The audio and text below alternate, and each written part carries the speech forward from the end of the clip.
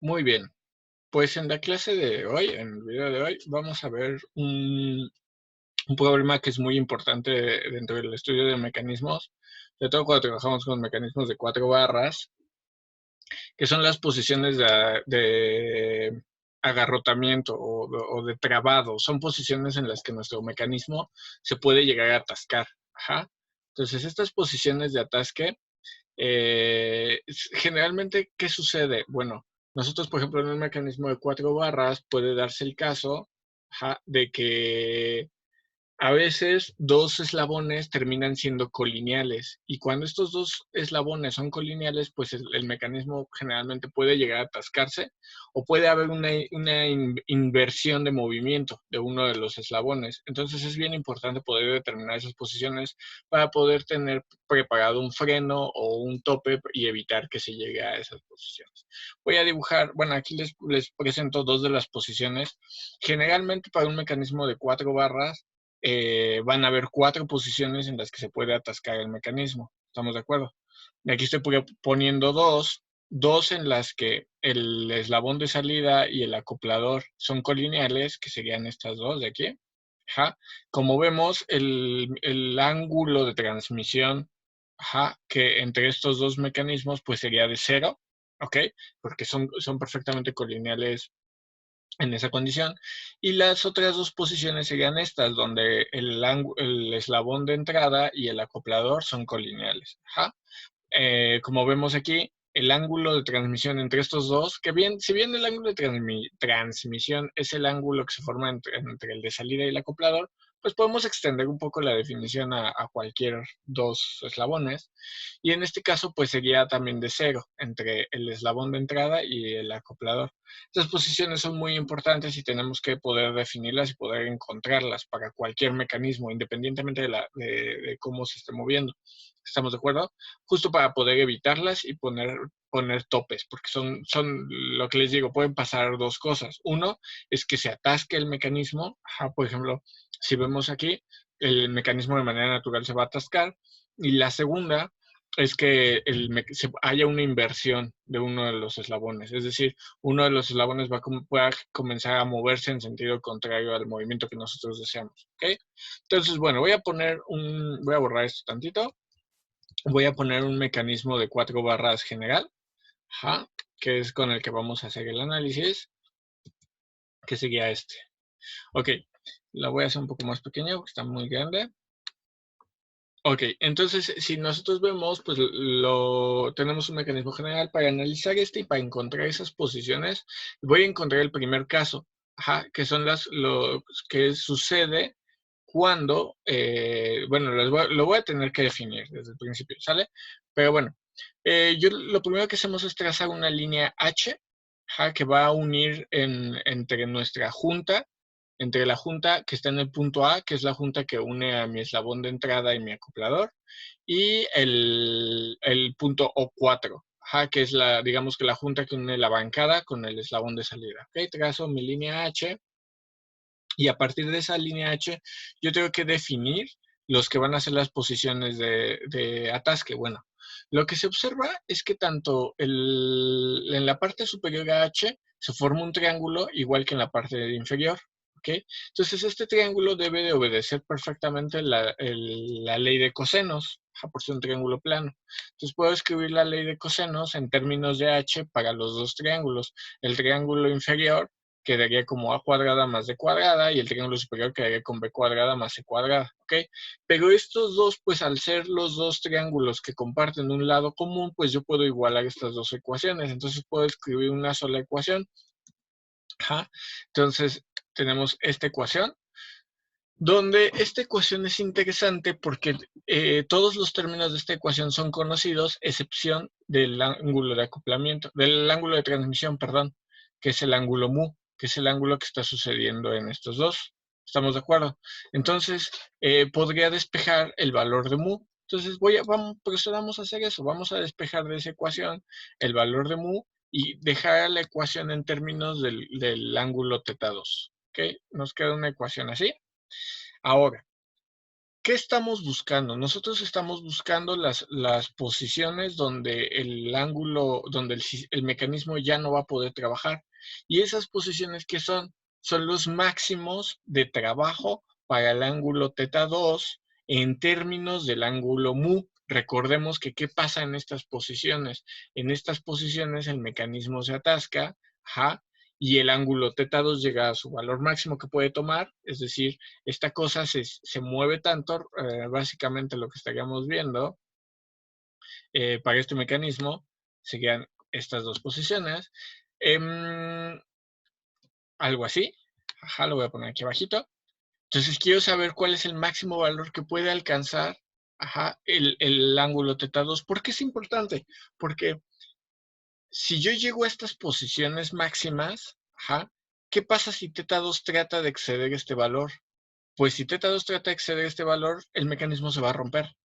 Ajá, este brazo no va a alcanzar a ser suficiente para llegar al otro lado, se va a romper. Entonces lo que estoy buscando son máximos de θ2 en términos de mu. ¿Estamos de acuerdo? Mu siendo el ángulo de transmisión. Entonces, ¿cómo obtengo un máximo y un mínimo? Muy fácil, derivando, ¿no? Todos sabemos que los máximos y mínimos están dados en términos de la derivada. Entonces puedo derivar ambos lados de la ecuación en términos de mu. Como vemos, pues va a ser una derivada implícita. ¿Por qué?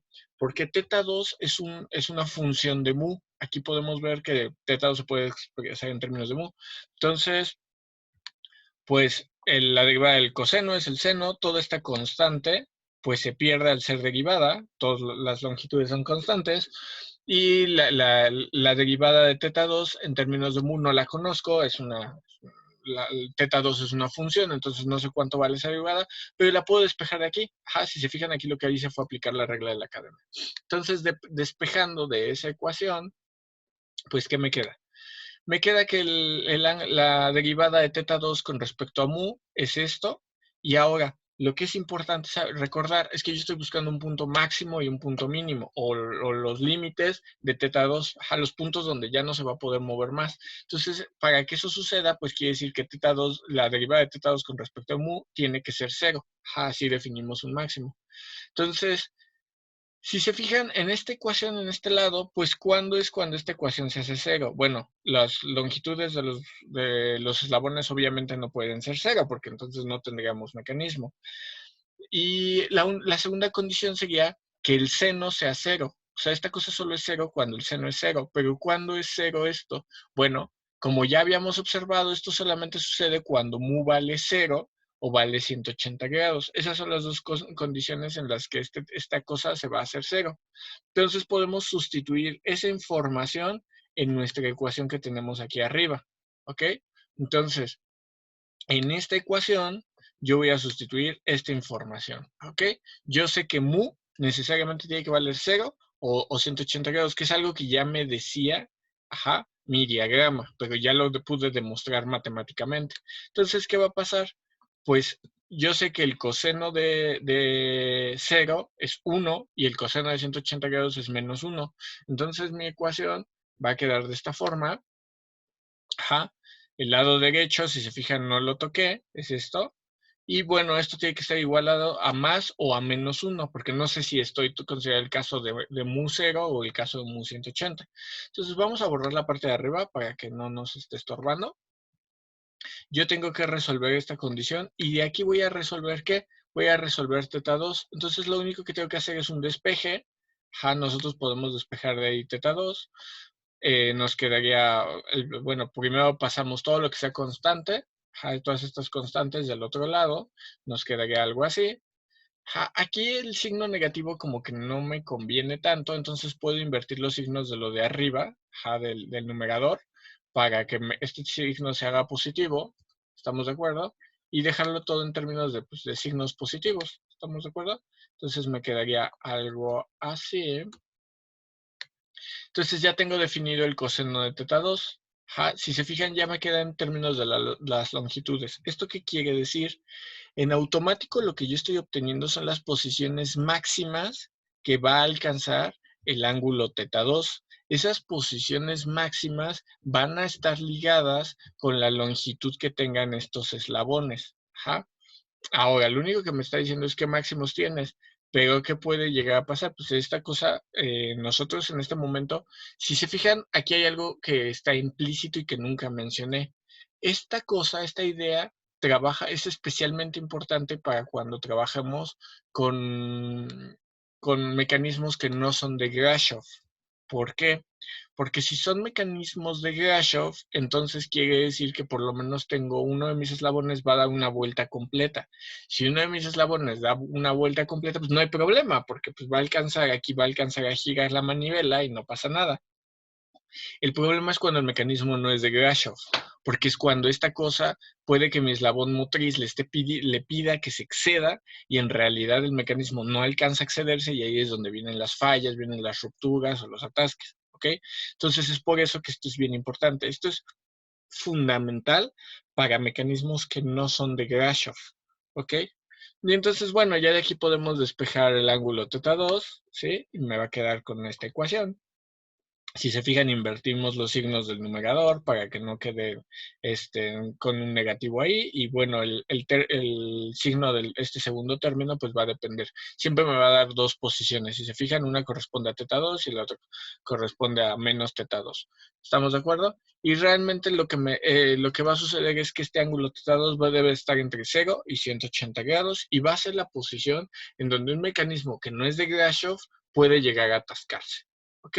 Esa posición va a estar dada en términos de las longitudes únicamente de los eslabones. Entonces tenemos que cuidar cómo estamos dando esas longitudes. ¿Ok? Sí, creo que es bastante claro y bastante sencillo. Lo mismo podríamos hacer para que quede en términos del ángulo θ4 para dar la posición opuesta. ¿Ok? Tendríamos que seguir la misma cadena y realmente no hay ningún problema. Bueno, espero que les haya quedado muy claro y que no haya muchas dudas. Si tienen cualquier duda, pueden escribirme y estamos en contacto. Cuídense mucho y que les sea leve.